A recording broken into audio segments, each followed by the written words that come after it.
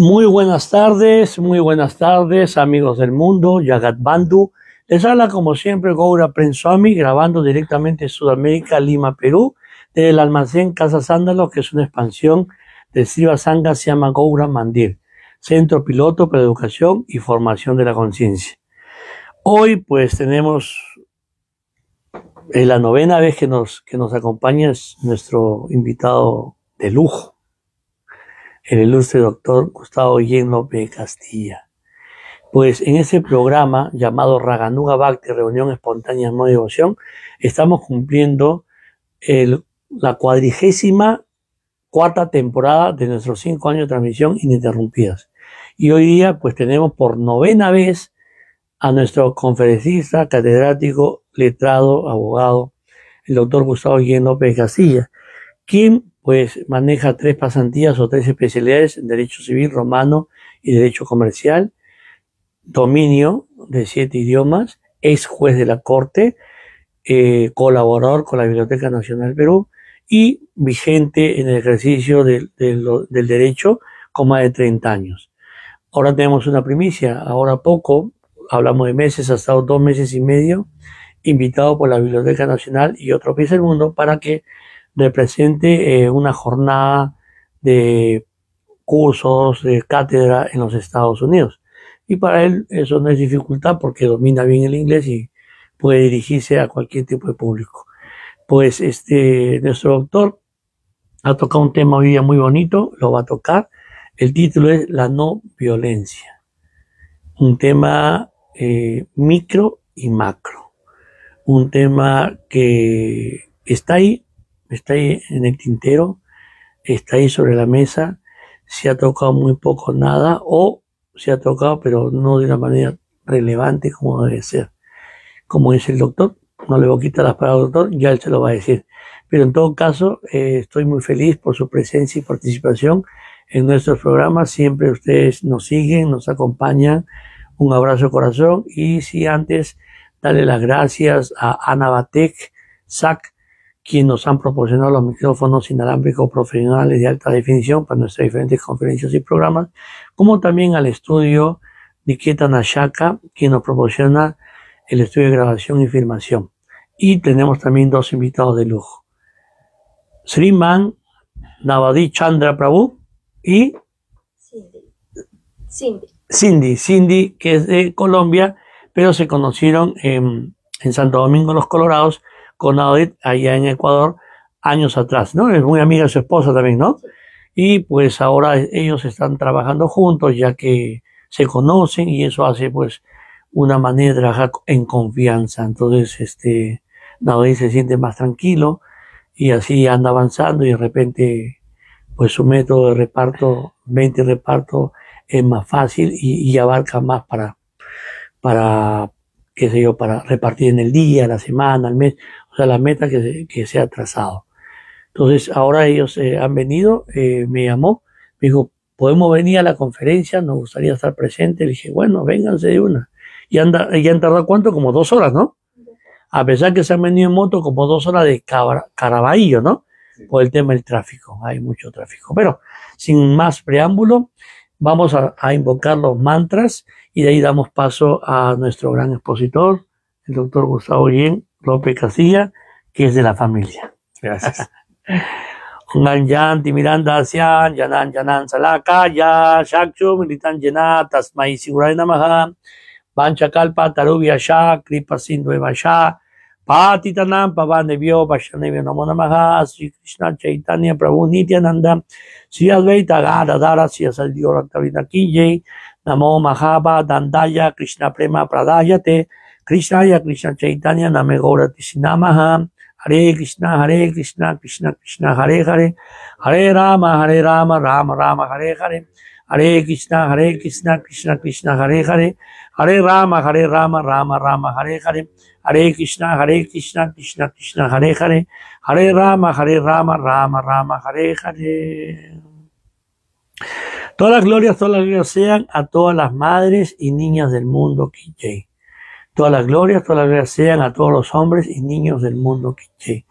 Todas las glorias sean a los santos Vaishnavas del Señor.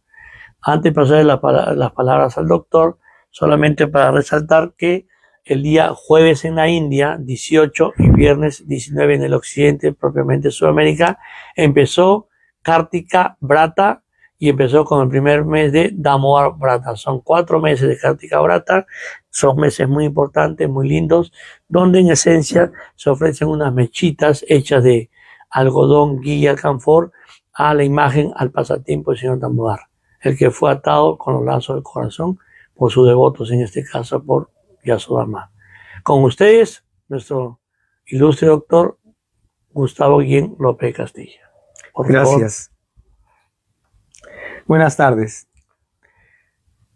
El nombre de la exposición es efectivamente la no violencia, pero debemos recordar, ¿no?, que esa expresión de título, ¿no?, es algo que nosotros aquí en Occidente le estamos dando, ¿no?, en propiedad, ¿no?, a lo que debería llamarse, y esto con más propiedad en el propio lenguaje hindi, ¿no?, resistencia, el ahimsa.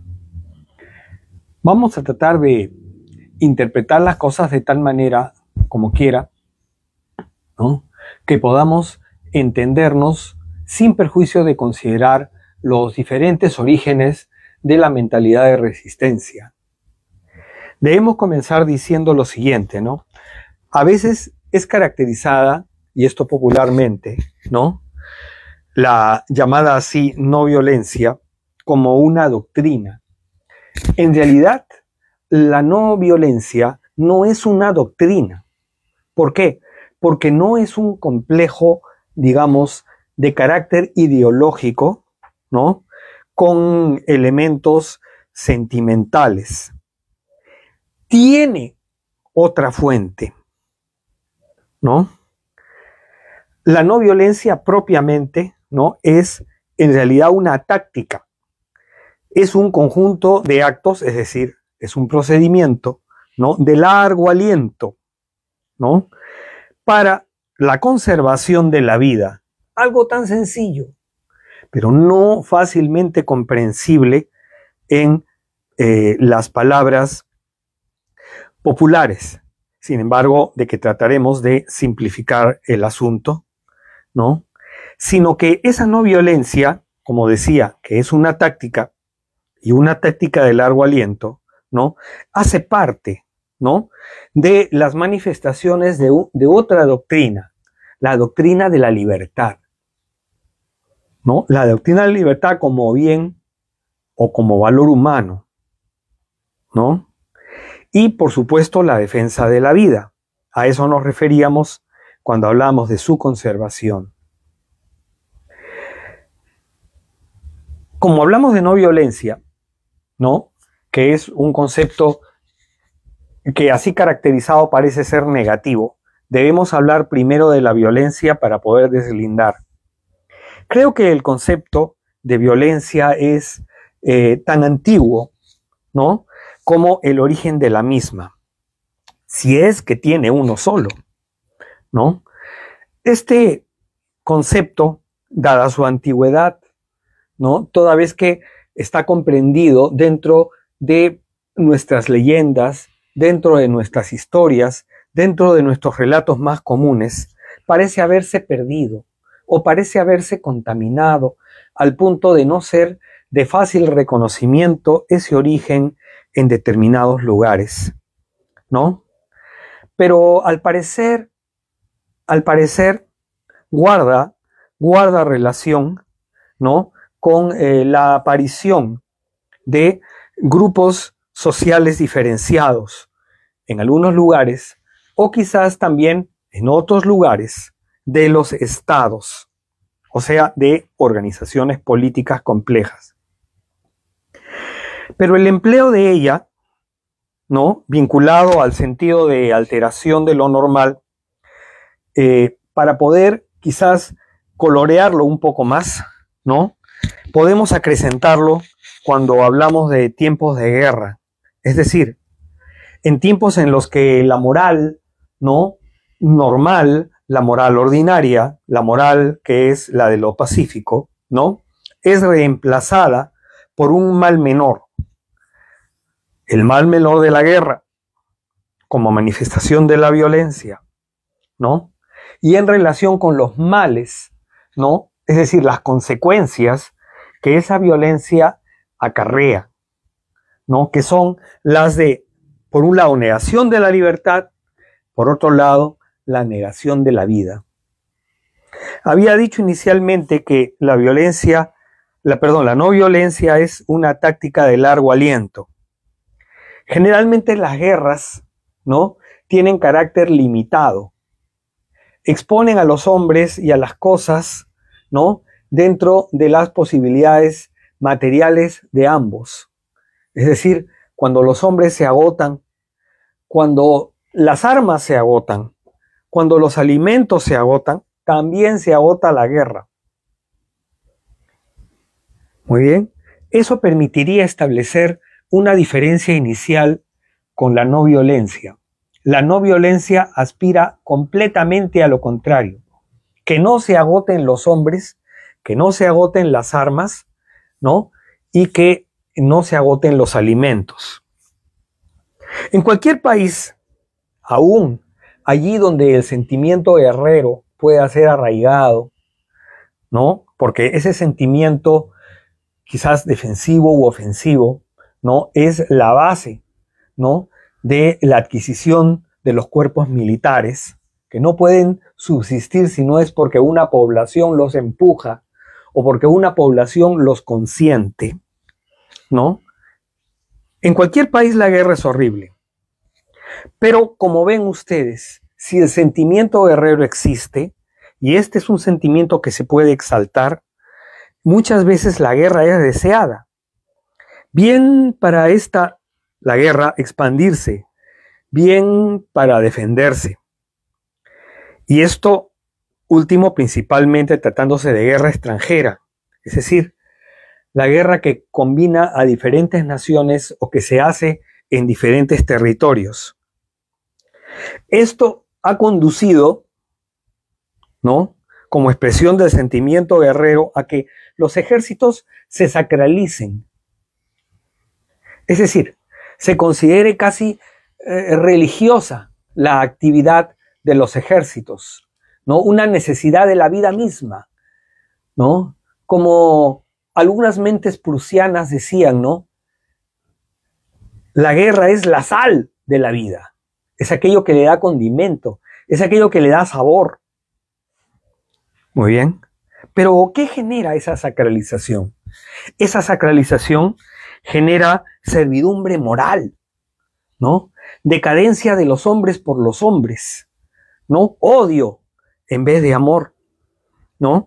Especialmente la caída moral se da, ¿no? En virtud de si el proceder de los cuerpos militares es un proceder injusto o está destinado a cometer injusticias, porque la violencia se nutre muchas veces de la injusticia y la injusticia no admite, ¿no?, relajos en la conciencia muchas veces, o tampoco admite objeciones, es decir, lo que llamamos también, y ahora se llama modernamente inclusive, ¿no?, la objeción de conciencia, o sea, la capacidad de decidir personalmente si una persona desea ir o no a una guerra en virtud de ser esta justa o injusta.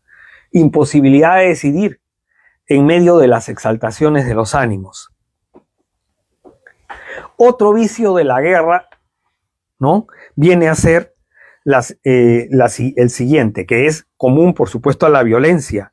Está más la violencia, ¿no?, y la guerra al alcance de los más fuertes, en el sentido de que los que resultan más débiles, sean del bando vencedor, ¿no?, o sea, del bando perdedor, y estos especialmente, ¿no?, son los que sufren principalmente las consecuencias de una guerra. Los fuertes, ¿no?, no sufren las consecuencias o las sufren mínimamente. Quienes más las sufren son los débiles. Aquí ustedes podrán, a lo que vengo diciendo, ver que estoy dividiendo, tratándose de la violencia, ¿no?, a los grupos humanos en dos. ¿no? Los fuertes y los débiles. Esta división que hago, por supuesto, va a requerir para cada caso particular diferentes matices. No todos son totalmente fuertes, ni todos son totalmente débiles. Pero quisiera en este momento generalizar para dar un marco mayor de lo que quiero decir y de lugar esto posteriormente a, sí, establecer zonas grises, o sea, áreas matizadas que combinen ambos colores, ¿no? El color de los fuertes y el color de los débiles, para poder entender la posibilidad de emplear la táctica de no violencia como término medio. Como término medio. Muy bien. Ahora, si vemos esto a nivel internacional y especialmente en el mundo bien moderno, bien contemporáneo, ¿no? Nosotros podemos observar, ¿ya?, que los países débiles son no los que producen las armas principalmente, sino los que las compran, ¿no? Los países fuertes son los que las venden, los que tienen sobrantes, inclusive hasta regalan, por supuesto, armamento, ¿no? Favoreciendo de esa manera las industrias destinadas a ellas, a la construcción de armas, a la fabricación de municiones, en los países más industrializados. Vemos, por ejemplo, ¿no?, que países que inicialmente, como quiera, han tenido gran debilidad o que tradicionalmente fueron considerados impotentes como nación, como naciones o grupos de naciones, ¿no?, han terminado con fuerza a través de la industrialización, pero han convertido una parte de su población en población débil frente a la industrialización. Ese es el caso, por ejemplo, ¿no?, de la India y el Pakistán, ¿no?, que son países, aunque pobres en el sentido de tener una gran mayoría de población pobre, ¿no?, o sea, de muy bajo nivel para efecto de subsistencia, pero que tienen ya la bomba atómica y la tienen desde hace años, por motivo el que fuere. De la India se dice, ¿no?, que porque requiere contener a la China. De Pakistán se dice porque requiere contener a la India, ¿no? Y como decían los latinos, et sic de ceteris, ¿no? Es decir, y así los demás. Estamos dando ejemplos solo de dos países, pero hay infinidad de ejemplos que se podrían dar. Ahora, para suponer el valor de la violencia frente a la no violencia o la defensa no violenta, que es de carácter activo, debemos advertir, ya que hablamos de los ejércitos, que mal que nos pesen, ellos multiplican siempre la posibilidad, los propios ejércitos, de una guerra en un largo plazo. ¿Por qué? Porque al encontrarse en carrera de adquisición de mejores armamentos unos países que otros, se busca alcanzar, ¿no?, nuevos equilibrios de calidad o de cantidad de armas y municiones, o de la calidad profesional de los ejércitos. Esto es un juego, el juego de los recursos. Los ejércitos actuales, para fines internos o externos, están dotados mucho mejor que las poblaciones civiles, y que son justamente la parte débil de las naciones, ¿no? ¿De qué? De comunicación poderosa, centralización de información, variedad de bases operacionales, protección especial de hombres y armas en la tierra o en el mar, depósitos de combustibles y municiones, control aéreo, vías de acceso, despliegue de efectivos y jerarquía organizada ancestralmente, además de cierto nivel de secretismo frente a la población, clandestinidad y centralización del comando. Eso me hace recordar el hecho, ¿no?, de que la población de Dinamarca, ¿no?, aunque este país ingresó a la OTAN, no quería armas atómicas en su territorio, pero las tuvo, porque Estados Unidos, ¿no?, proveyó de armas atómicas en secreto al gobierno danés, lo que fue descubierto muchos años después. Secretismo, clandestinidad, centralización del comando.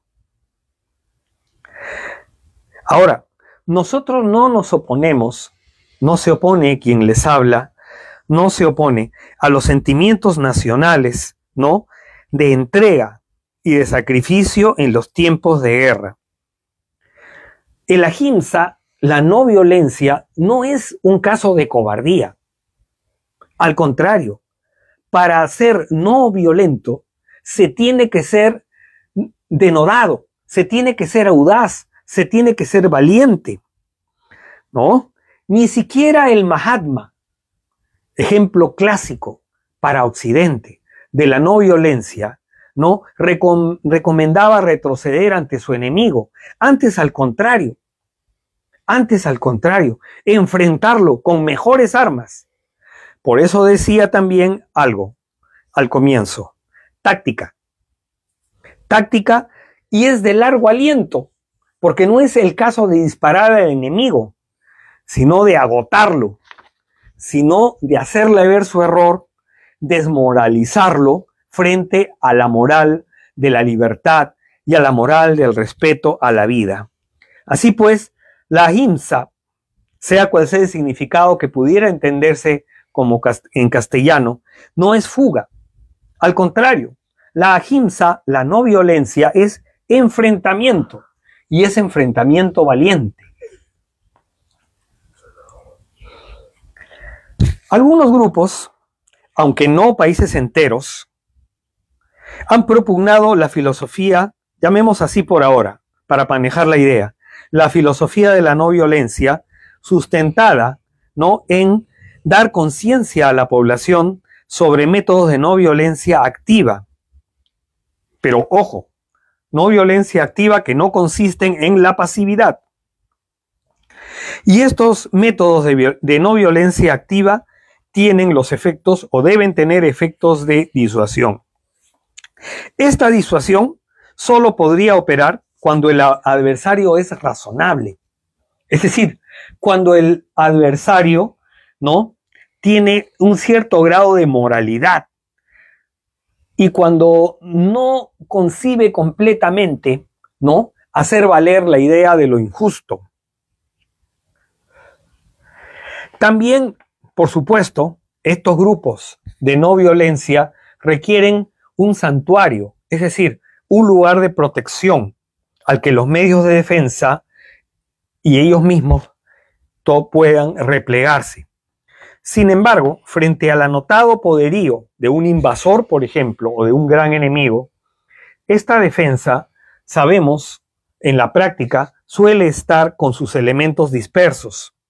Sin un poder mecanizado, no tenemos tanques, no tenemos aviones, no tenemos medios electrónicos, ni tampoco tenemos munición, o nuestra munición es corta. Históricamente, las poblaciones invadidas que han ejercido la no violencia han soportado desde plazos breves hasta verdaderas generaciones de ataque, ¿no?, de hostilidad o de invasión, según los casos. Por ejemplo, el caso clásico en Occidente es Polonia, ¿no?, que soportó siglos, ¿no?, de colonización por parte de Rusia hasta 1920. Luego fue invadida en 1939. Soportó la invasión hasta 1945. Represión desde ese año hasta 1948. Recién en 1989, ¿no?, alcanzó una independencia de hecho, verdadera. Estábamos dando un ejemplo de Occidente. Podríamos dar infinidad de ejemplos, ¿no?, en otros continentes. Muy bien. Más aún puedo decir, ¿no?, las estructuras de mando de la no violencia, porque la no violencia debe estructurarse, ¿no? Las estructuras de mando no se pueden improvisar, es decir, no pueden buscar un equilibrio como el que tienen los ejércitos, ¿ya?, por autogestión o surgir de inmediato, como de la nada. Por otro lado, la no violencia confiere más oportunidad, y eso lo dije al comienzo, confiere más oportunidad de supervivencia del lado de los más débiles, que son los más dañados en una guerra, en una invasión. en una vida de hostilidad, ¿no? O también, obviamente, que los impropios invasores. De ello deriva lo siguiente.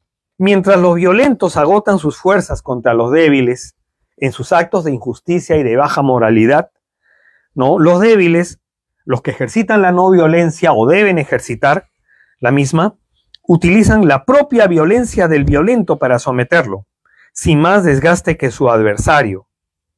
Es decir, la violencia del no violento es la forma de desgastarlo, no de destruirlo, solamente de desgastarlo.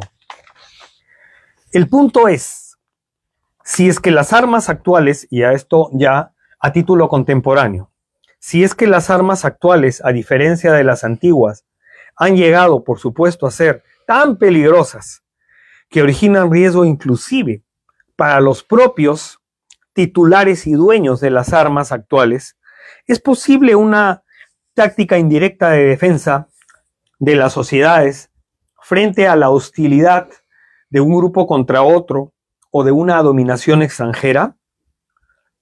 Porque si lo que se quiere es aplicar la no violencia como táctica, debe entenderse de las dos formas, ¿no? El opositor interno y el opositor externo. La respuesta es que sí, con diversas aclaraciones, toda vez que esta práctica ha sido dada con muchas variantes antes de toda teorización, tanto por grupos urbanos como grupos rurales, grandes o pequeños, de varias y contrarias religiones, sea en forma interna, decía, como en los casos de guerra abierta, razón por la cual exponemos, ¿no?, la teoría, no como expresión lograda y terminada, sino como apuntes de ilustración, pero también contra un opositor externo. La no violencia lo que quiere, ¿no?, no es destruir al adversario, es hacer difícil o imposible el ejercicio de la violencia, desequilibrar la violencia, desorganizar la violencia, anular finalmente la violencia, si fuera posible, y que se respeten los derechos de los invadidos o los derechos de los débiles. Pero decía, y vuelvo a repetir, la no violencia no es pasividad, es actuar. Eso me hace acordar el sentido de la palabra prudencia. La palabra prudencia, ¿no?, de su propio origen latino, no consiste en no hacer, no consiste en contenerse, sino en hacer y hacer bien, que no es lo mismo. Muy bien, por eso Gandhi decía, ¿no?, que la no violencia puede ser enseñada. Pero nos decía eso con una reticencia. Puedo enseñar bien la no violencia a un violento, pero no se la puedo enseñar a un cobarde. Eso es lo que decía yo al comienzo. La no violencia no es para cobardes, es para personas que pueden y deben enfrentar, ¿qué?, la violencia, para desgastar y agotar al enemigo, al opositor, pero no verlo, no verlo con ojos de odio, sino simplemente procurar su agotamiento y su final retirada. Decía entonces, la defensa no violenta no consiste en un estado de pasividad o en un escrúpulo moral o mero pacifismo, porque antes bien estas actitudes, ¿no?, pasividad, escrúpulo moral, pacifismo, ¿no?, están reñidas con la defensa, ya que habilitan al invasor o al atacante o al hostigador a proseguir con sus designios. Y ese atacante, ese opositor, más bien se sentiría satisfecho de ver que nosotros hacemos lo mismo que hace él, y entonces queda completamente justificado. Siente que se le ha dado la razón, entonces prosigue la violencia. La violencia que encuentra violencia tiende a proseguir hasta que una de las partes queda destruida. En cambio, la no violencia frente a la violencia es solamente un factor de su desgaste. Es un factor de su retiro, de su agotamiento y desmoralización. Desmoralización en el sentido, ¿no?, de pérdida de las fuerzas morales para seguir en la brega de la hostilidad y la injusticia.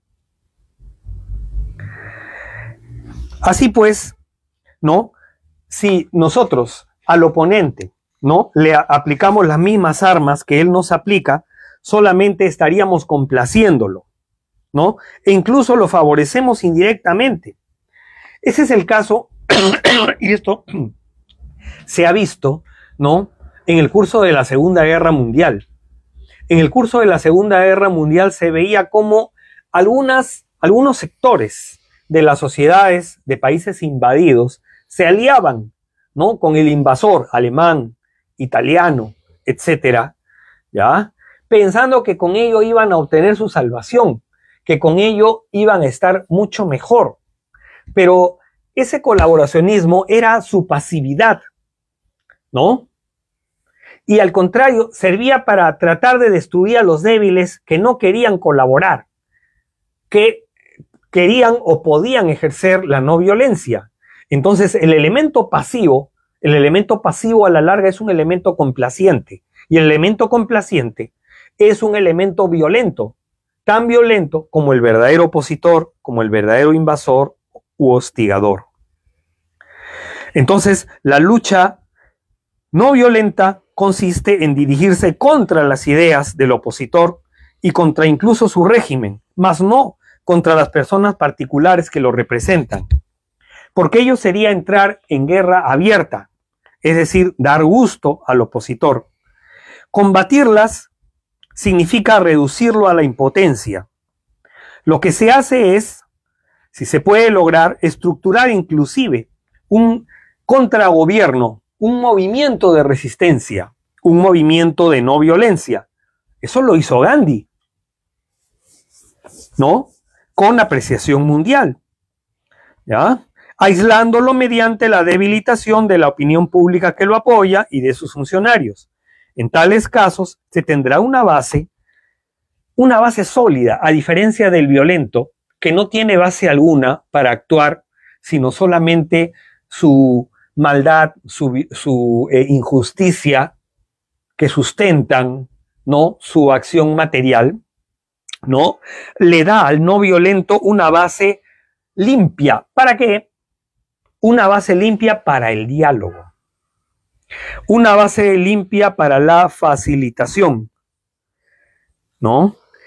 Facilitación y diálogo que vienen a ser, ¿no?, perjudiciales para el opositor, para el adversario, para el invasor, ya que, ¿qué hace? Compromete la eficiencia de su propaganda, le dificulta el ejercicio de su poder.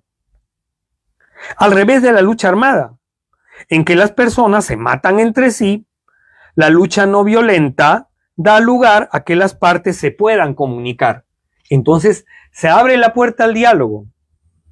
Mueren menos personas y si es posible no muere nadie. Y si es posible nadie es lesionado. Y si es posible nadie es herido. Ese es el resultado y el mérito de la no violencia. Lograr la vida. Y a través de la vida lograr la libertad. Esto es mejor comprendido cuando se advierte que, mientras que en la lucha armada perecen o sufren, ¿quiénes más? Había dicho los débiles. ¿Quiénes son los débiles? Los niños, las mujeres, los ancianos, o sea, los indefensos. Entonces, en favor de ellos, la lucha no armada, les permite a ellos no solo sobrevivir, sino participar en la propia no violencia. Es decir, les permite vivir y ser activos, ¿no? Como por ejemplo, en una cosa muy sencilla, las manifestaciones públicas. Se supone que no son hechas para matarse entre sí, unos con otros, ¿no? Aunque por supuesto es bien visible y se ha visto cómo el oponente violento, ¿no?, sí, ¿no?, suponiendo que el orden público, ¿no?, se define con las armas, ¿no?, mata, destruye, que es justamente la violencia contra la cual la no violencia debe enfrentarse, ¿no? Pero el ejercicio entonces de la no violencia hace más difícil la represión armada de su oponente. Esa no violencia puede caracterizarse también, ¿no?, y es una forma de enfrentamiento, como la no cooperación, que consiste en ¿qué? En negar ayuda, en negar apoyo, en negar servicio al adversario. Huelgas, marchas, obstaculización pasiva, boicoteo. Hay infinidad de formas de ejercitar la no violencia. No comprarle sus productos, ¿no? Arrinconarlos, ¿no? Producir su propia ruina económica, indirectamente. Hacer que ya no siga comprando armas. No violencia.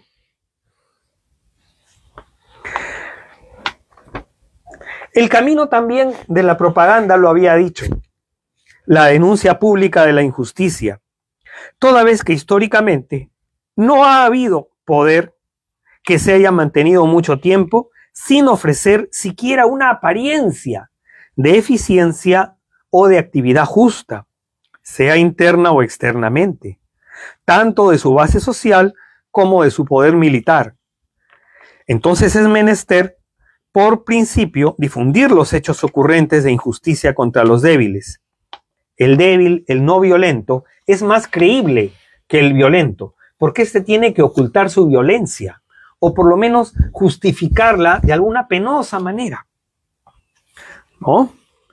Nosotros, en cambio, los no violentos, estamos en capacidad, ¿no?, de abrir el diálogo, bien con los adversarios o bien con los terceros, poniéndolos en dificultades, porque podemos encararles su violencia, mientras que a nosotros no se nos puede encarar nada, ¿no? Se le pone en dificultad para tergiversar los hechos, ellos que quieren hacerlo.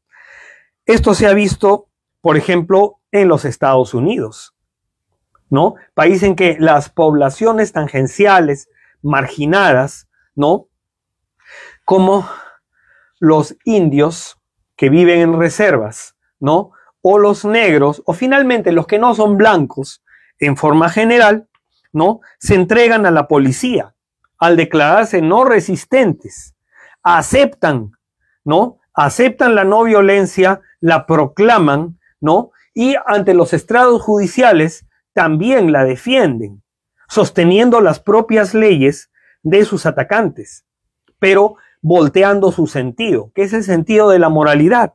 Simplemente aprovechan entonces para dar cuenta, explicar la situación a los propios efectivos, a la propia policía, al propio ejército, que queda entonces o puede quedar desmoralizado, ¿no?, en virtud de que se entera o sabe que está cometiendo injusticia, ¿no? Además, es oportunidad, y esto se ha visto también, para volantearlos, hacer que intervenga la prensa para conocer los hechos, y así los neutrales podrán ver cómo, los neutrales, los terceros, podrán ver cómo es que arraiga la injusticia y el abuso, mientras que los actos violentos por sí mismos, ¿no?, merecen una sanción. El diálogo de la no violencia vuelve a ser el camino para todos y da desprestigio de la causa injusta, así como indirectamente promueve prestigio de la causa justa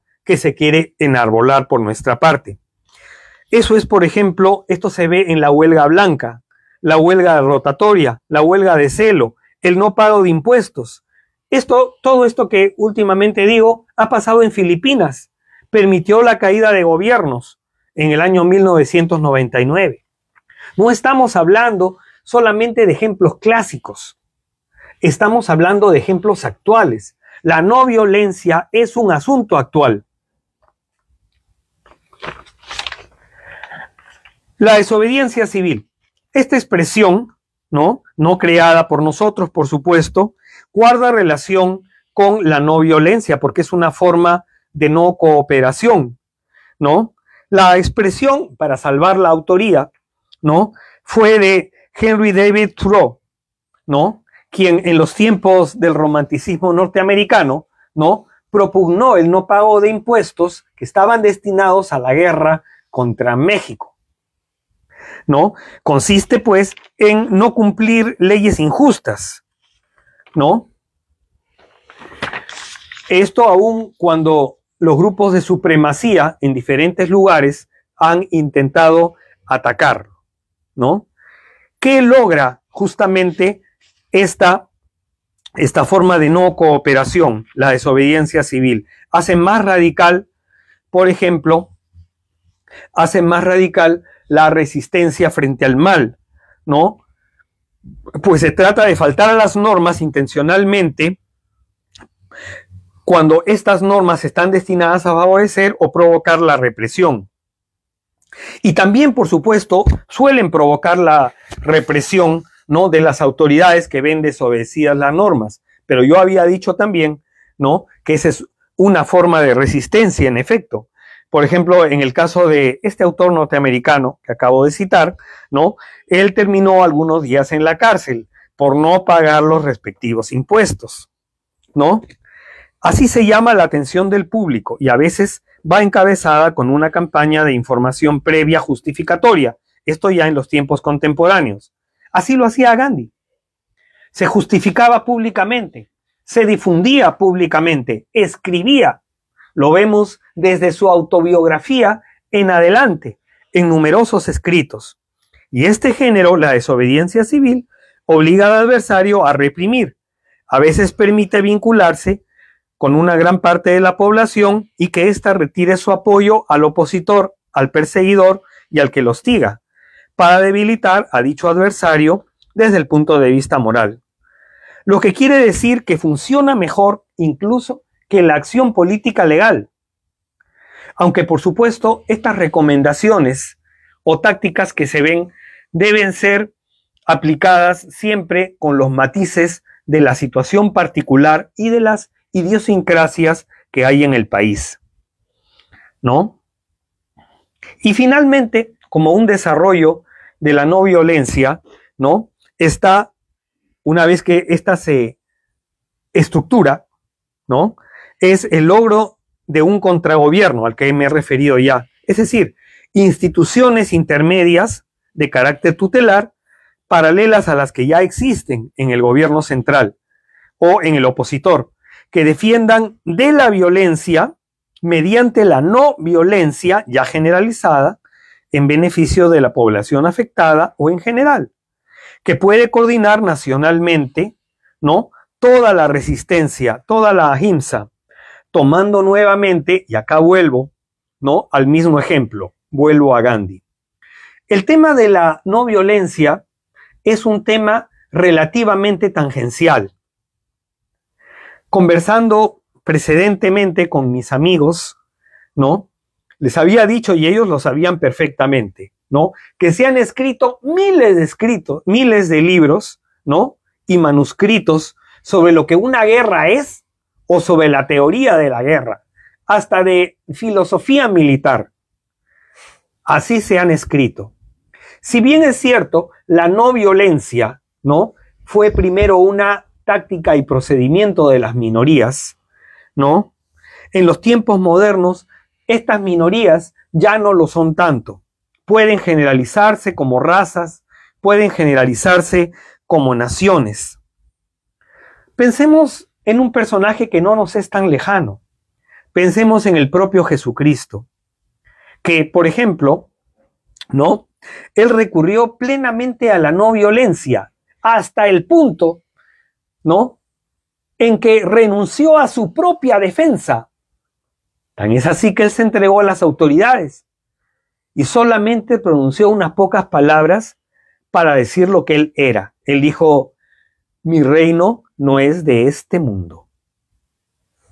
No violencia pura, ¿no?, al punto de afectar su propia legítima defensa, a la que pudiera haber tenido derecho, y lo tenía, en efecto, ¿ya?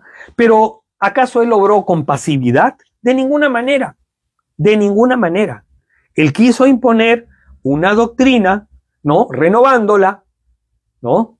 Por eso hablamos ahora, por ejemplo, de un Nuevo Testamento, ¿ya?, lo cual era una forma de enfrentar, ¿no?, al oponente religioso y al oponente político, que estaban encabezados casi en las mismas personas. El Sanedrín por un lado, ¿no?, y el procónsul en el otro. Es un ejemplo entre tantos. Como decía, el tema podrá ser tangencial en los libros, pero en los corazones si queremos vida y libertad, naciones enteras y no solamente hombres particulares la han empleado. Los éxitos han sido relativos, un poco altos, un poco bajos, matizados sí, pero su victoria está en sostener lo más sagrado que el hombre tiene, ¿no? La vida y a través de ella, por supuesto, su libertad. Gracias. Olivo, ¿qué hora tenemos? Las 2:45. Doctor, siempre, exacto. Ustedes son testigos directos de esta magna conferencia, un estilo de cátedra acerca de este tema tan bonito en el sentido que es importante, y como dijo el doctor, que muchas veces se ha dejado de lado o simplemente se ha dejado de lado.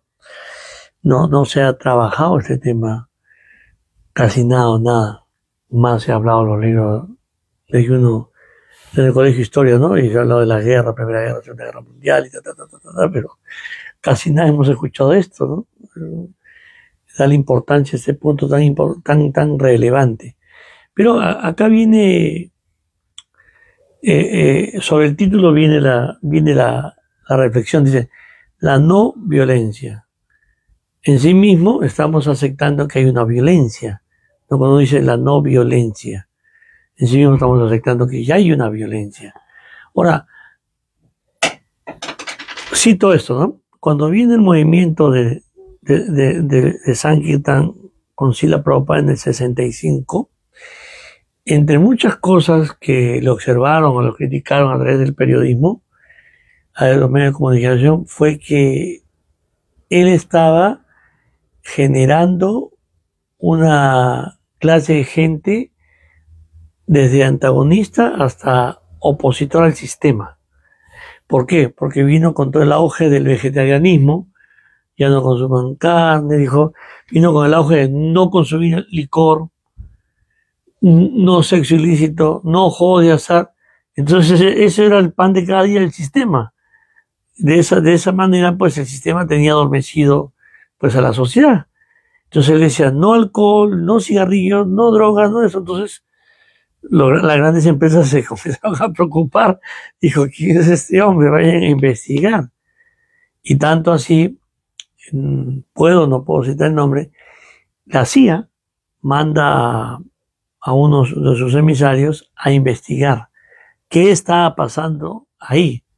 ¿Quién era este Swami que nos había declarado la guerra con esta manera no violenta? ¿No? ¿Por qué? Porque se resistían a ser parte del sistema. Se resistían a actuar de una manera automática, ¿no? Y dejar de libar, dejar de consumir carne, dejar de los juegos de azar, dejar de darle rienda suelta a sus instintos y estar con el tema del sexo ilícito que está asociado a las drogas. Entonces, se preocuparon mucho. Y tanto así, que dieron por perdida esta generación. Pero esta generación la dieron por perdida cuando aparece lo antes que venga Prabhupada, los 5 años antes que aparece la oleada de los hippies.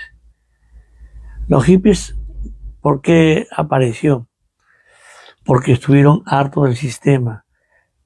Cuando aparece el hippismo entre los 60 y 65, los Estados Unidos estaba batiendo una lucha contra Cuba y en paralelo de Vietnam.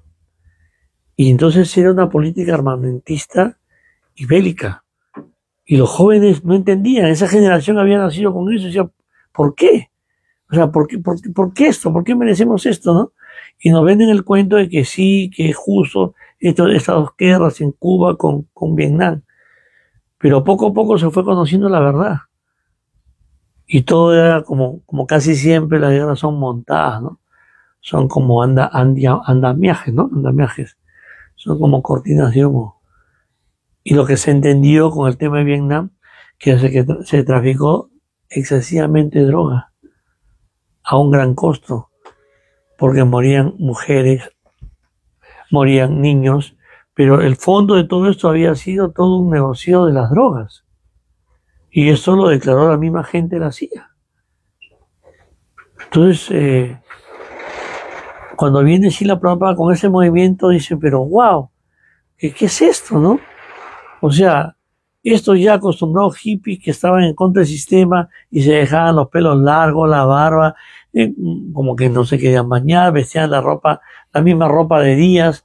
Entonces estaban llenos en contra del sistema económico, consumista, todo.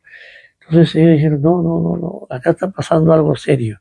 Y ya cuando viene el fundador de la conciencia de Krishna, del movimiento de Sankirtan, y implanta estas regulaciones, entonces se comienzan a preocupar más. Lo mismo que pasa en la época de Mahatma Gandhi, ¿no? Mahatma Gandhi le dijo a la gente, no consuman nada que no sea nacional. Por eso que a Mahatma Gandhi siempre se le reconoce como la rueca, ¿no?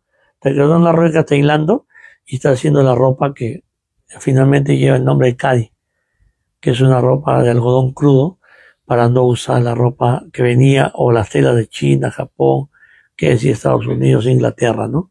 No. Entonces, las grandes empresas en ese entonces también se sintieron atacados. Pero de esta manera, o sea, se resistía, como dice el doctor, la resistencia es no vamos a consumir esto. Y vas a ver cómo le movemos el piso. Vas a ver que vamos a llamar la atención. Y Mahatma Gandhi siempre daba, también, permitía conferencias, entrevistas en los medios de comunicación, ¿no? Claro. A cuando hacía sus marchas, cuando hacía sus meetings, por decir así.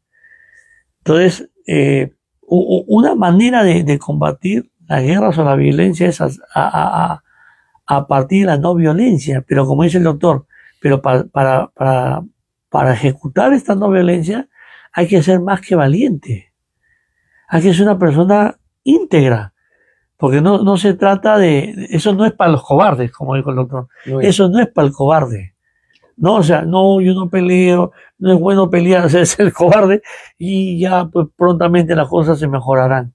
No, la no violencia es la resistencia, ¿no? Como dicen los fondistas en el atletismo, el que gana es el que tiene mejor resistencia.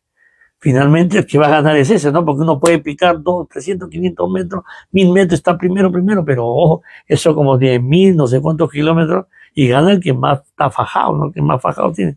Entonces es el valiente, es el que tiene la hidalguía, es el que se pone la camiseta, ¿no?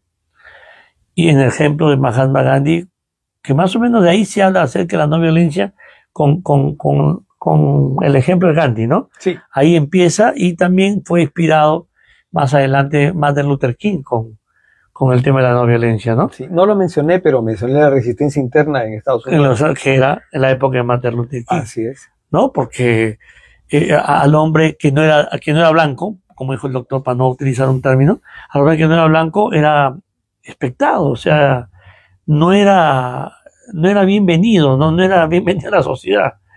Entonces Martin Luther King también opta por ese tipo de resistencia no violenta y una manera de pelear, pero a un gran costo, ¿no? Como lo que pasó con Mahatma Gandhi, porque hubieron muchísimas muertes, pero él fomentaba que no respondan de esa manera, no respondan con ese mismo estilo. Entonces, en esencia, Mahatma Gandhi en vida se inmoló. Lo que pasó con Srila Prabhupada también, filosóficamente hablando, él viene llegando, pisando el occidente con 70 años de edad. Vive hasta los 81, 82 años, 89 años. Sí, 81, 82 años vive. Pero él a esa edad, ¿no? A esa edad que el que menos se planta y, bueno, goza de la familia, lo que ha hecho, los nietos y ya está, ¿no? No, él viene como para traer su movimiento de Sankirtan, que es el movimiento no violento, ¿no? O sea, poder darle la contra al sistema. No le decía, no coman carne, no se alimenten de violencia, decía. Los medios de comunicación estaban, pero locos, ¿no? ¿Qué estaba hablando este tipo? Decía. Pero como era un hombre de 70 años, de otra cultura, y con un peso tal, pues remecía. Tanto así que el nieto de Henry Ford se hace devoto de él, los vivos se hacen devotos de él, Allen Ginsberg, que era conocido como el gurú, el gurú del LSD, porque por último, después de la oleada hippie, la guerra de Vietnam con la guerra de Cuba, pues en verdad que esa generación de los americanos estaba volando. No había norte, se había perdido el norte. Entonces, como solución sale a ofreciendo el LSD. Como métete un viaje sideral y olvídate de esta frustración, olvídate de estas penas. No te deprimas.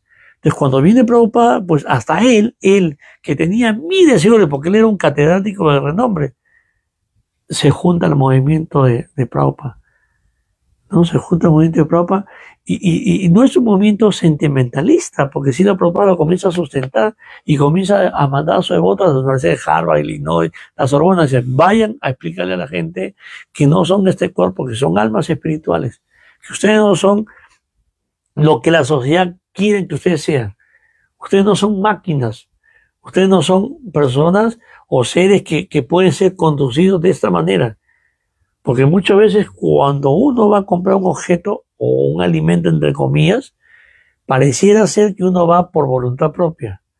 Pero es tanto el bombardeo que tenemos de información, de comunicación, de propaganda, que si uno toma en cuenta y dice, no, pues yo realmente estoy comprando por esa información, no por mí. Y cuando uno voltea hacia la casa, ve tantas cosas innecesarias, y dice, ¿en qué momento los compré? Si esto ni me sirve, no tengo ni tiempo para comprar, no tengo ni tiempo para utilizarlos. Pero ese es el bombardeo. Entonces, dale la guerra a ellos, dale la oposición, dale la resistencia. No te voy a consumir esto. Eso es darle la guerra, ¿no? Pero es es combatir no violentamente. O sea, con filosofía, con entereza, con hidalguía, como dijo el doctor, no cobarde. ¿No? Que te enfrentes al sistema no es fácil. ¿Cierto, doctor? Así es. No es fácil. ¿Qué hora tenemos? 57. Estamos a 3 minutos. ¿Alguna pregunta ustedes para el doctor? ¿Una intervención?